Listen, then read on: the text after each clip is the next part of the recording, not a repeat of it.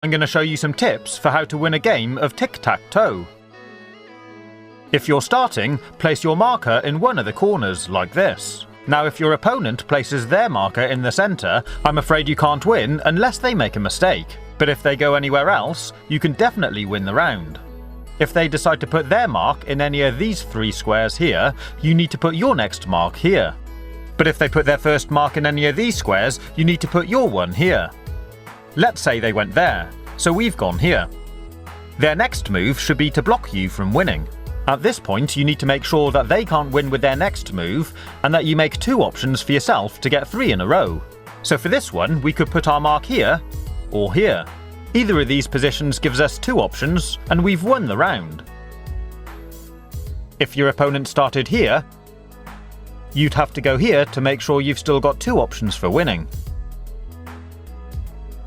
If your opponent's first move was here, you have to be a little more careful. Place your second mark in position, and when they block you, rather than putting your next mark here, which would give you 2 routes to win, you do of course need to block them, which as it happens still gives you 2 routes to win, and you've won the round.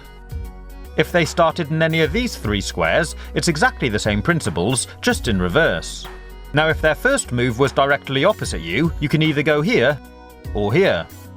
Once they've blocked you, just put a mark in the final corner, and that'll give you your 2 paths to win. If your opponent starts, make sure you put your first mark in the middle square. Then keep blocking every move they make. You should find they just can't win. But if they start in the middle, it could go either way.